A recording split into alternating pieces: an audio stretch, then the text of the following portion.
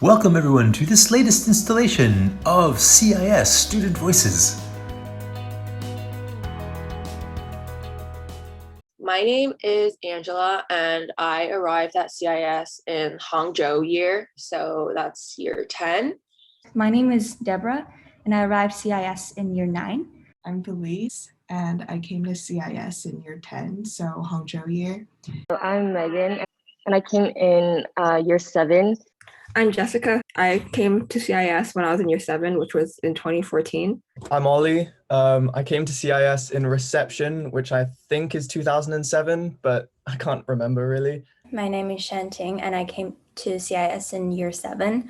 I always kind of had a knack for drawing and I was always kind of creative and I thought differently than other children. I've always been quite good with making things, like with my hands. I always pay extra attention to details, like lines and shapes and forms. And yeah, it just came naturally, I think. I would always save up random trash or packaging from the things my mom buys and save them for later and make crafts and art out of that. So yeah, I think I knew from a really young age. I think it stems from my love of dance, and I think seeing the way that dance has impacted my life, I wanted to find another avenue in the arts to express myself, I guess. One of my inspirations would be starting from a young age would just be the TV shows that I watched, or I had a very close relationship with my domestic helper who would often draw Disney characters. So I think that kickstarted my passion for art. The sort of main catalyst for my love of the arts is my mother, because she's an arts person herself, going to exhibitions and museums and being exposed to sort of the big things, I guess, was a pretty big contributor to what I love about the arts.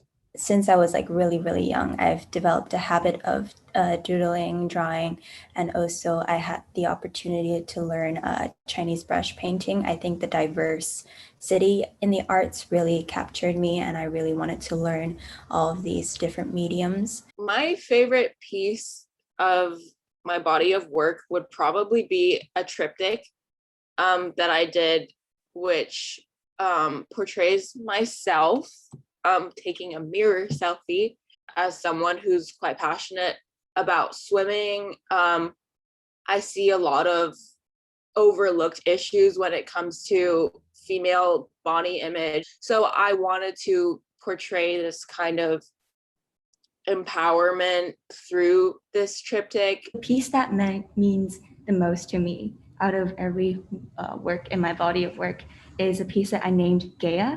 And the meaning behind it is the tree of life, because amongst my works, I utilize tree as a symbol throughout all of them. And it's just to show the beauty of life and the power of nature as well. My favorite piece in my collection is probably called Wafu Estate. So it's a mixed media piece, which has a photograph of this really cool perspective into a public housing estate in Hong Kong. I think it holds a special part of my identity, and also the fact that the color blocking on the top was actually inspired by housing statistics in Hong Kong. So my favorite piece of my collection would probably be a 3-piece wooden installation called Flow. So this piece to me illustrates the fluidity that could exist between cultures when individuals sort of display their identity, and how you can achieve this balance and nothing has to ever really be restricted. I think the piece that I'd be most proud of is it's a scroll that goes horizontally called Opium Trade. I felt like I grew a lot from this piece because usually I enjoy working really small, but it technically still is small since it's short, the height is quite narrow, but I wasn't really used to working on what in my opinion with a more slightly larger scale. My favorite piece, or at least one of them, has to be one of the sculptures I did. So it's a crouching man. I started this right when school went online. And so I was on my balcony with these massive blocks of foam, trying to cut it into the shape of a human body.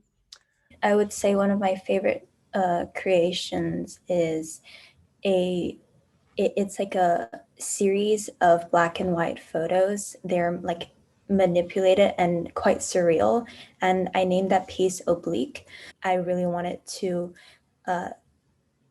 urge viewers to ponder upon what their homes feel like to them, and to instill like an emotive atmosphere of their lives in their spaces.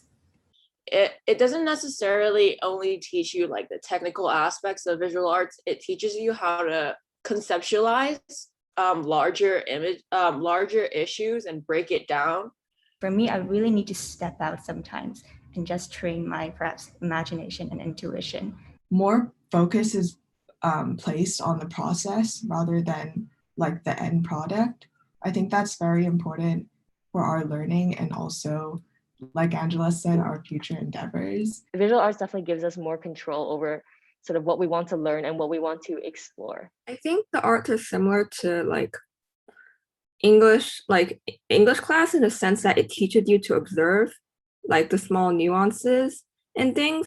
In the future, it's going to be very helpful if we apply some of the benefits of art into STEM subjects such as computer science and even business, because I think it would help with innovation. I hate to say it, but it makes you think outside of the box, whereas sort of traditional problem solving is you go back into the box and try and find where something has gone wrong. And I think that's really important in today's life, especially. You're so inspirational and so articulate about everything that you see, and I'm starting to see the world differently just listening to you. I'm looking around my office, and it's the shapes are changing and the colors are coming out, and I'm really feeling moved. Thank you very, very much.